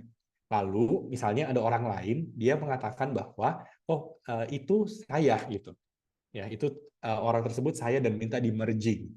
Nah, kalau kita nanti lihat ORCID ID-nya beda, nah itu nggak bisa kita accept gitu. Karena ORCID ID-nya beda gitu. Itu nggak bisa, nama bisa sama, ORCID ID nggak mungkin bisa sama gitu. Nah, itu yang nanti akan membuat penolakan merging. Nah, asal ada ID-nya. Kalau Scopus ID juga sama. Ya, kalau kita sudah menuliskan di paper yang kita publikasi ada Scopus ID-nya kita dan ORCID, kalau bisa 2 begitu ya. Nah, itu akan sangat-sangat sulit untuk diklaim oleh orang lain. Kalau nggak ada, itu yang mudah sekali diklaim. Ya, nah itu mungkin yang Bapak Ibu harus selalu diingat gitu ya, masukan. Bukan kesalahan metadatanya Pak, misalnya nama saya di Skop itu Sudarman, tetapi kemudian ketika menulisnya Sudarman saja, satu saja ditulisnya. Oh, itu bisa nggak Pak. berpengaruh ya? Itu bisa jadi kesalahan. Enggak, itu akan jadi masalah Pak. Gitu. Nah, jadi itu akan jadi masalah karena di dalam ini kan banyak robotnya ya di belakang layar gitu. Jadi mereka nggak akan tahu ini orangnya sama atau beda gitu. Nah, jadi mereka tuh artinya AI-nya yang bekerja gitu ya, bahasa programmingnya itu akan membuat satu keputusan sendiri, ya, keputusan berdasarkan bahasa programmingnya, ini disatukan atau digabung atau dipisah, Pak. Gitu. Nah, mereka butuh kesamaan data. Nah, kesamaan data itu bisa nama, bisa ID, gitu ya. Nah, kalau nama ini susah, gitu ya. Tapi kalau ID, nah itu yang nggak bisa, Pak. Gitu. Kalau mereka melihat ini ID-nya beda, ya pasti orangnya beda. Gitu. Kalau mereka lihat ini ID-nya sama, gitu ya, oke, langsung digabung, gitu, Pak. Nah, itu yang kita harus selalu pastikan di metadatanya, Pak. Gitu. Nah, semoga menjawab ya Pak. Jadi pastikan ada Scopus ID kalau memang sudah ada, kalaupun belum pakai ORCID ID. ORCID itu bisa dibuat tanpa Scopus ID Bapak Ibu. Ya, itu sifatnya gratis, Bapak Ibu tinggal ke orchid.org, bikin profil biasa gitu ya. Nah, nanti Bapak Ibu dapat link ke profil ORCID-nya Bapak Ibu, copy paste aja gitu ya. Nah, kemudian kalau ada pertanyaan kedua, kalau ada tulisan yang belum muncul di Scopus, alasannya bisa banyak sekali nih Bapak Ibu ya. Bisa jadi editornya tidak melapor, itu bisa gitu ya. Bisa jadi karena memang keputusan dari jurnalnya adalah kita hanya melapor per berapa bulan sekali, itu juga bisa gitu. Atau bisa juga kesalahan metadata, artinya mungkin ada kesalahan nama atau institusi sehingga nggak masuk ke dalam profil kita, itu banyak. Nah, jadi apa yang perlu Bapak Ibu lakukan adalah Bapak Ibu cari di website di mana tulisan tersebut sudah publish, website jurnalnya gitu ya. Nah, lalu copy paste saja URL-nya, link-nya gitu ya, Bapak Ibu copy. Lalu di Scopus itu kalau Bapak Ibu scroll itu ada contact us. Ya. Nah, di contact us-nya langsung saja disebutkan begitu ya. Saya ingin ini ada artikel belum publish begitu. Ya, atau kalau Bapak Ibu sudah punya Scopus profile, bisa buka profilnya, di situ ada tulisan request untuk menambah dokumen. Ya, nanti di copy paste tim kita akan menambahkan. Ya, jadi Oh, cukup izin Pak. simpel ya, gitu. Yang itu yang mana tuh? Boleh dibantu Oke, searching. sebentar. Ya, Ya, oke. kalau dengan dunia Saya IT-nya buka dulu ya. lampak. Oke, siap, Bu. Sebentar. Saya cari dulu profil siapa begitu ya. Nah, Iya, jadi pasnya itu yang mana tuh? Mencari. oke, tak buka dulu ya. Nah, ini saya share screen kembali. Jadi ini kalau Bapak Ibu ada yang missing dokumen. Nah, anggaplah Mr. Raymond ini ya. Nah, Iya. di Mr. Raymond ini misalnya ada satu dokumen belum masuk ya dengan alasan apapun itu. Nah, apa yang perlu dilakukan adalah dia tinggal klik edit profile ini, edit profile ini Bapak Ibu ya. Nah, kemudian Sebentar. akan masuk ke sini. Ya. Nah, waktu Bapak Ibu ada di sini, ini akan ada pertanyaan dulu. Ini profil sendiri atau akan request untuk orang lain? Ya. Nah, ini misalnya ini, saya request untuk orang lain. Oke, saya klik continue. Nah, di sini cukup banyak yang bisa Bapak Ibu lakukan di edit profilnya. Ya, pertama, kalau namanya salah, ya. Jadi Bapak Ibu ini mau namanya sebenarnya yang mana gitu. Ini ada macam-macam. Ini akan muncul kalau kebetulan Bapak Ibu pernah publikasi pakai inisial nama yang beda-beda. Ya, misalnya beliau itu pernah publikasi R Tan, Raymond. Ya, pernah publikasi Raymond, Tan gitu ya. Pernah R titik Tan dan semuanya gitu. Nah, ini maunya pakai yang mana? Oke. Lalu afiliasi juga. Ya. Nah, afiliasi ini beliau itu sebenarnya di organisasi yang mana ini? Ya. Nah, kalau yang dokumen itu carinya di sini. Ya, misalnya ya, kita kalau klik, nah ini ada 574. Nah, bisa ada beberapa dokumen yang bisa di-remove kalau memang nyasar begitu ya. Nah, itu bisa langsung di-remove atau kalau mau tambah ya, itu bisa di sini. Ya, kita cari dulu dokumennya di Scopus. Jadi kita klik ini. Nah, kita copy paste saja judul dari artikelnya apa ya, lalu klik search. Ya, waktu itu saya pernah bantu satu orang gitu ya. Nah, misalnya ini dia waktu itu pernah tanya ini yang ini belum muncul nih ya. Nah, ini saya klik search. Oke. Nah, ini muncul ya. Jadi punya beliau itu ada satu yang nggak masuk ke dalam profilnya. Ini tinggal klik add to profile. Ya. Nah, tinggal klik saja. Nanti kalau sudah ya, ini nggak langsung muncul Bapak Ibu. Ya, nanti kalau sudah nanti ada keterangannya. Ini yang mau Anda lakukan, klik apakah benar, tinggal dikonfirmasi. Kalau sudah, nanti akan ada tim Scopus yang investigasi dulu. Ya, kalau seperti tadi nih, misalnya Bapak Ibu ya, kita pakai contoh yang tadi. Ya, ini saya klik search. Ini kan nggak ada namanya Raymond Tan di sini ya, gitu. Nanti akan di-reject, gitu. Karena memang tidak ada buktinya gitu. Tapi kalau di sini betul ada namanya Raymond Tan, nah berarti ini akan dianggap oh ya ini betul gitu. Ya baru akan di-add ke profilnya. Ya, jadi kita nggak langsung karena kita harus cek dulu apakah benar beliau yang publikasi yang profil tersebut untuk dokumen tersebut. Ya, sekali lagi ini gampang, tinggal di outer profile, Bapak Ibu klik yang edit profile. Ya. Edit profile. Jadi nanti Bapak Ibu buka dulu profilnya begini, ya. Lalu ini tinggal diklik ini saja edit profile. Ya.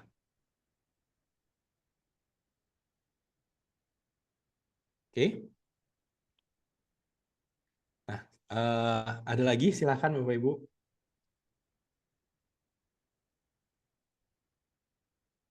Ya, silakan Bapak Ibu dosen yang ingin bertanya karena waktunya masih panjang.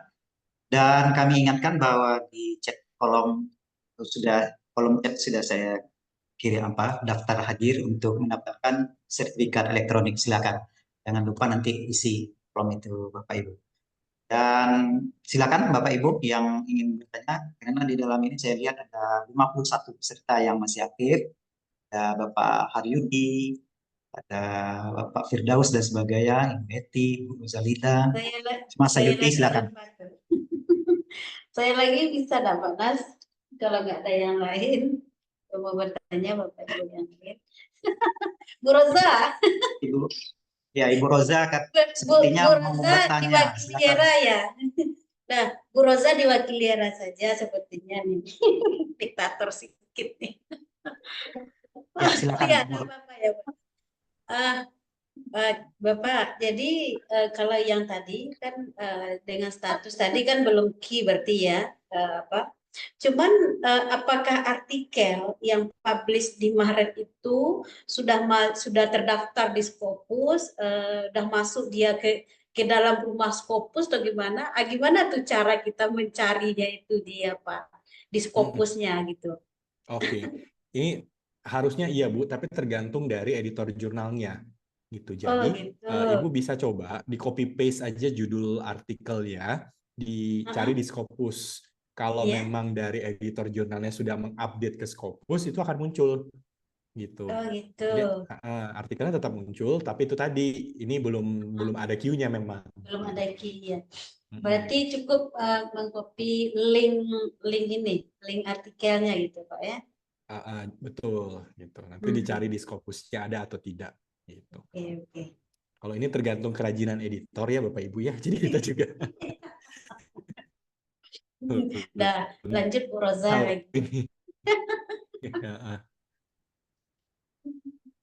Makasih Pak, terlalu banyak pertanyaan saya. Tapi saya terima kasih sekali nih Pak untuk kegiatan ini, terutama untuk perpustakaan ini yang mengadakan kegiatan seperti ini sangat membantu kita. Kembalikan kepada Pak Nas, moderator.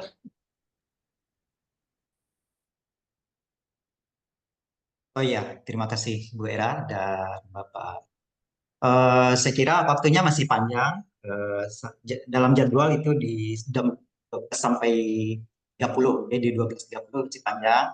Silakan Bapak Ibu semua peserta, terutama dosen dan pustakawan, silakan kalau ada yang bertanya silakan. Dan kami beritahukan kembali bahwa di kolom chat itu ada presensi untuk daftar hadir mendapatkan sertifikat elektronik. Jangan sampai lupa Bapak Ibu. Silakan Bapak Ibu yang ingin bertanya, silakan.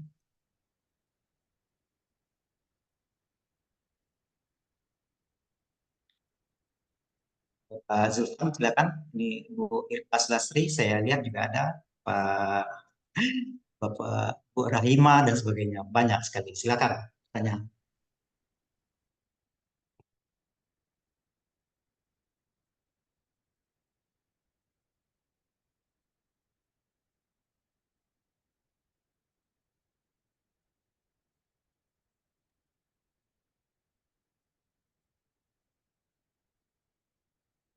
Oke, Bapak Ibu, tidak ada yang bertanya lagi? Silakan, tidak ada. Absennya sudah diisi, Bu Era. Tanya Pak Nas. Belum. Oh ya, silakan Pak Japiri, silakan. Ya, yang kita tanyakan di sini tentang biaya. Kemarin ini kita sudah mengirim tulisan kita, lalu sudah sudah diokekan, lalu membayarnya sampai $950. Ada enggak Scopus ini yang pertama pertanyaannya tanpa bayar, yang kedua ada yang lebih murah? Itu Pak. Ya, oke. Ya, siap, Pak. Ya, sama-sama Pak. Ya. Oke, jadi Bapak Ibu, sebenarnya kalau ditanya apakah di Scopus itu banyak yang gratis atau ya harus berbayar semua atau bagaimana? Jawabannya semua sangat tergantung dari publisher, Bapak Ibu. Jadi Scopus itu kita rumah dari 7.000 penerbit, 7.000 publisher gitu, dengan aturan mereka sendiri-sendiri gitu, ya. Nah, jadi bukan Scopusnya yang menaruh harga, tapi tergantung dari publishernya. Berapa biayanya atau apakah ada yang gratis atau tidak, ya tergantung lagi gitu ya dari publishernya seperti apa. Contoh nih kalau Bapak Ibu ya, karena saya dari Elsevier, kalau penerbitnya Elsevier itu sebagian besar dari jurnal kita itu adalah jurnal hybrid. Artinya jurnal kita itu memberikan kebebasan kepada author untuk memilih mau yang gratis atau mau yang bayar gitu. Nah, jadi bebas tuh Bapak Ibu. Bapak Ibu kalau mau pilih yang gratis ya silahkan, Bapak Ibu mau pilih yang bayar ya silahkan gitu ya. Nah, dan tidak ada perbedaan perlakuan terhadap artikel ya. Artinya kalau Bapak Ibu pilih yang bayar, bukan berarti antriannya lebih cepat Pak. Sama aja begitu ya. Bapak Ibu mau pilih yang gratis juga sama aja gitu. Iya, iya, iya. Nah, nanti kalau penerbit yang lain, mungkin mereka punya aturan yang beda lagi gitu. Nah, dan nilainya pun itu bisa dari 0 rupiah, sampai yang paling mahal saya pernah lihat ada 9.000 US dollar gitu. Iya. Jadi benar jauh sekali gitu range-nya. Nah, karena itu Betul. tadi kita mempersilahkan penerbit atur sendiri apa sistem mereka seperti apa gitu, Pak. Nah, kalau dalam kasus misalnya Bapak Ibu mau publikasi tapi berbayar. Nah, itu boleh dicoba Pak sebenarnya mengirimkan email kepada editor untuk meminta keringanan biaya Pak. Itu ada kemungkinan bisa, tapi nggak janji ya Pak ya. Karena tergantung dari editornya gitu ya.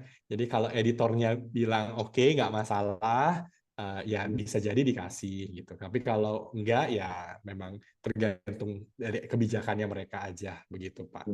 Tuh. Semoga Terima kasih menjawab. Pak.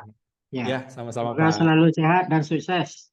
Ya, amin. Terima Terima kasih kasih. juga kepada rekan-rekan di Pustaka yang mengadakan acara. Ini bagus sekali. Sama-sama Pak Jafiri. Ya, Ya, sama-sama.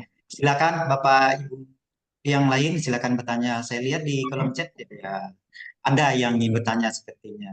Roza, silakan Roza biar yang lain bisa bertanya juga untuk si semangat kan gitu. Silakan. Ada Bu Neni, ada Pak Zainal dan sebagainya. Iri, silakan.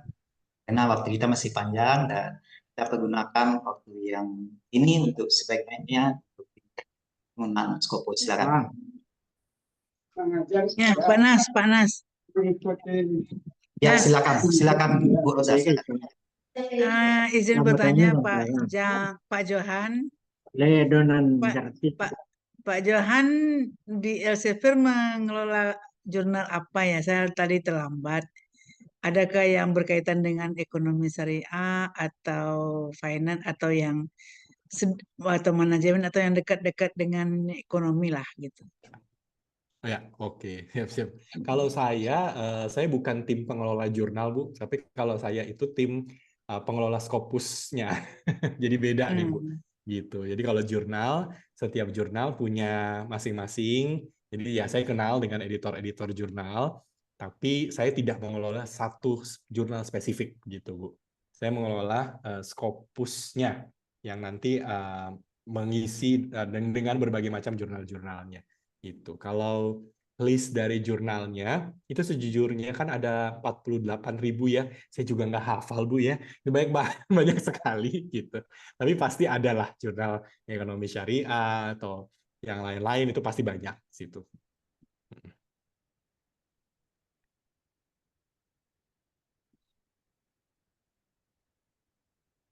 Ya, terima kasih Pak.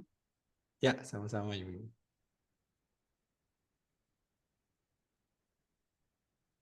Ya, Bapak Ibu dosen dan pustakawan, tidak ada yang bertanya lagi. Silakan Bapak Ibu. Silakan.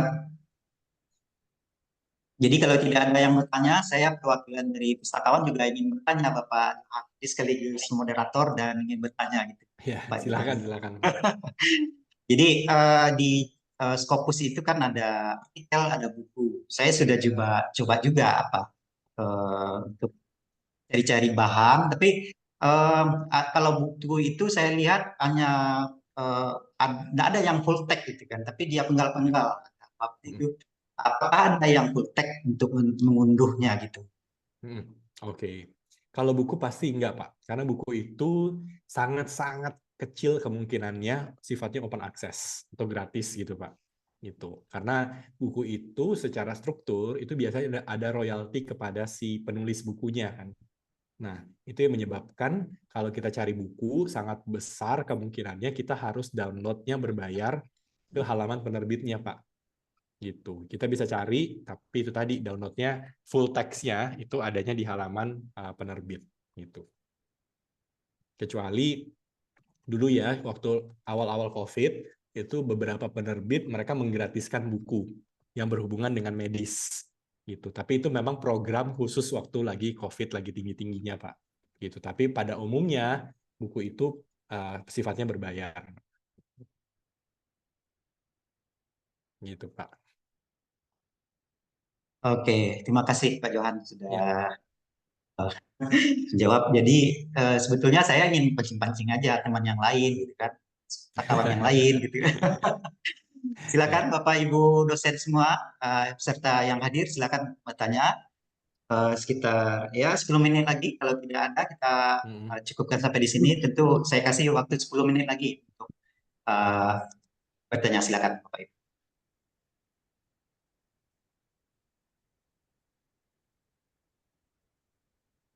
Assalamualaikum warahmatullahi wabarakatuh.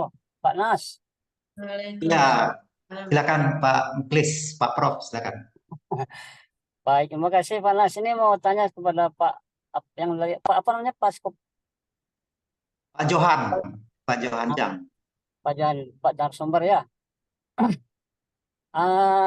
Apa yang membedakan Scopus Q1, Q2, Q3, Q4?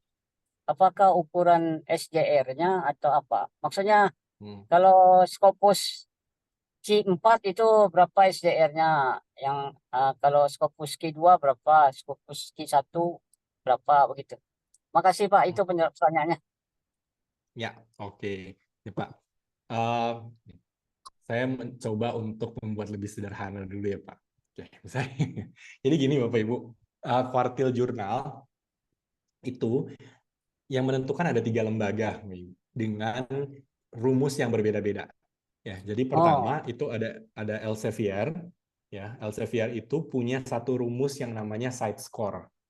Kemudian ada Skimago. Skimago itu punya rumus SGR. Lalu ada satu lagi namanya SNP. Nama rumusnya itu SNP. Source Normalized Impact per Paper namanya. Itu yang buat University of Leiden. Nah, jadi ada 3 lembaga nih Bapak Ibu. Oke. Nah, dari 3 lembaga ini mereka ya punya rumusnya sendiri-sendiri ya. Sehingga kalau kita pakai rumusnya Elsevier atau kita pakai rumusnya SGR, hasilnya bisa beda. Ya, artinya jurnal itu bisa jadi Q2 di SGR, belum tentu jurnal itu Q2 juga di Scopus, karena kita pakainya site score. Nah, cara penentuannya umumnya adalah yang paling penting itu sitasi, ya, bukan jumlah dokumen, tapi yang penting itu sebenarnya sitasi.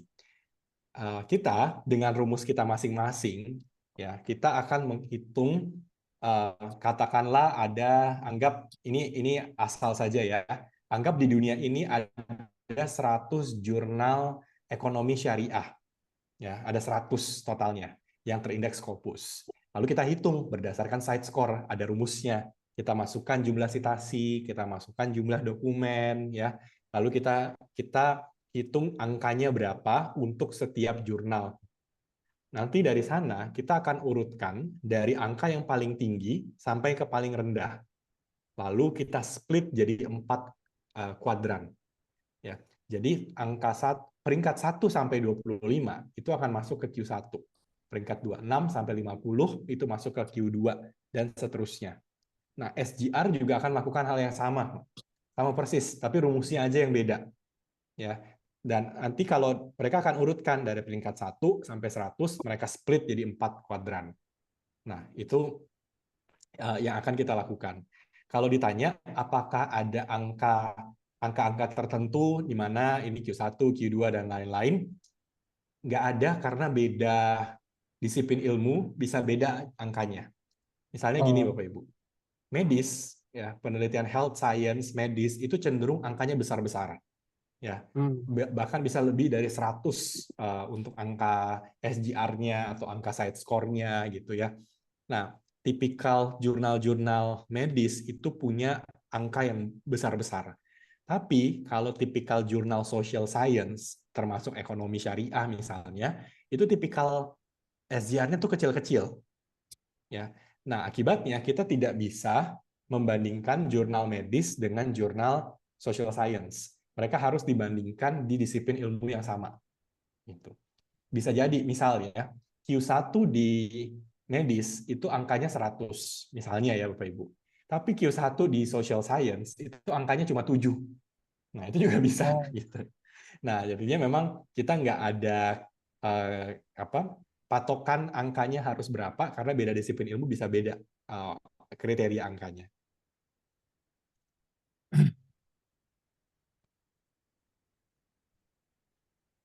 Halo, Assalamualaikum Pak. Ya, ya Pak. Jadi kalau yang jadi patokan di Kemendikbud kan SGR ya Pak, yang digunakan di Kemendikbud kan yang SGR-nya, Betul. bukan yang self-year kan? Ya. Ya, betul Pak. Tapi SGR mereka juga sebenarnya, seingat saya ya Pak, kalau belum berubah ya, itu kalau social science di 0,2, kalau tidak salah ya, gitu. Kemudian kalau yang natural science 0,5, kalau tidak salah ya. Nah, itu sejujurnya tidak terlalu berat itu Pak sebenarnya. Ya, itu 0,2, 0,5 itu masih Q4 sebenarnya. Umumnya ya, apalagi yang natural science Pak. Gitu. Itu masih rendah. Kemarin katanya yang Q4 tuh 0,15 Pak. Dalam yang gitu ya. Ya, itu pun masih, ya maksudnya masih rendah ya? Itu kalau dari aturannya Kemendikbud sebenarnya itu masih rendah Pak. Gitu. Oke lah. Terima kasih Pak. Ya, sama-sama Assalamualaikum Pak. warahmatullahi wabarakatuh. Ya, silakan Bapak Ibu yang lain, silakan tanya. Masih ada waktunya 5 menit lagi. Untuk menjelang kita tutup, silakan 5 menit lagi untuk kita diskusi. Dan kami ingatkan lagi bahwa di kolom chat ada daftar hadir untuk mendapatkan sertifikat. Silakan isi. Jangan sampai lupa Bapak Ibu semua. Pak Johan, satu lagi. Ya. Baik, Pak Johan. Saya pernah mencoba buat akun di jurnal Malaysia, IJIP, International Journal of Islamic itu. Jadi itu ada kekeliruan sepertinya gimana cara buat akun di situ sehingga ada sukses-sukses. Tapi di jurnal lain sukses gitu. Saya coba cek jurnalnya yang deretan Malaysia itu nomor 55 deretan jurnalnya. Gimana cara buat akunnya di jurnal itu? Karena jurnal itu lumayan pendek ya, kajian pertama. Oke. Ya, kalau itu harus tergantung jurnalnya Bu ya, karena kita. Oh, berarti ada juga. Enggak, berarti ada juga jurnal yang status Scopus ini. Ketika autor, ya calon autor buat akun harus ada persetujuan dari dari pengelola. Karena kalau di Indonesia jurnal lektur, misalnya jurnal lektur keagamaan yang di Kemenak itu harus disetujui dulu oleh admin, baru bisa akunnya aktif gitu. Iya, bisa jadi begitu Bu. Betul. Nah, kalau itu kita serahkan ke masing-masing jurnal lah, bagaimana mereka mau sistemnya. Baik. Ya, saya kira saya yang keliru dalam membuat akunnya. Gitu. Baik, terima kasih Pak Johan. Ya, sama-sama. Ya, itu tadi pertanyaan dari Pak. Ya, dan karena waktunya sudah tidak ada yang bertanya lagi sebetulnya. Kalau ada kami tampung lagi. Tapi sepertinya tidak ada bertanya lagi dan kami dari perpustakaan mengucapkan terima kasih banyak kepada Bapak Johan Jang yang telah menyampaikan materinya yang luar biasa dan kepada Ibu Resti perpustakaan juga terima kasih dan apresiasi yang tinggi kepada Bapak Ibu peserta webinar baik dosen maupun pustakawan. Itu saja hari ini Zoom meeting kita tentang penggunaan akun Scopus dan saya sebagai moderator mohon maaf atas kesalahan dan terima kasih atas perhatian dan kami cukupkan sampai di sini dan terakhir sebelum ditutup tentu Bapak Ibu ada yang absen silakan absen untuk mendapatkan sertifikat saja. Terima kasih sekali lagi kepada Bapak Johan yang luar biasa. Tentu kami berharap ini bukan yang terakhir, tapi ada lanjutannya gitu Pak Johan. Bapak Johan dulu bilang bahwa ini kita sering-sering aja Pak Nas untuk big tech namanya aplikasi tentu boleh pakai Zoom. Itu saja dan terima kasih lagi kami ucapkan kepada Bapak Ibu dosen dan pustakawan yang telah sampai setia sampai 11.47 ini, dan saya ucapkan terima kasih dan demikian saja. Wabillahi taufiq wal hidayah. Assalamualaikum warahmatullahi wabarakatuh. Waalaikumsalam. Terima kasih Bapak Ibu semuanya. Sampai bertemu lagi. Ya, boleh nanti dikontak nomor WA-nya Pak Johan. Terima kasih Bapak Ibu. Sama Bapak, terima kasih juga Ya. telah berbagi. Ya, Bu Roza.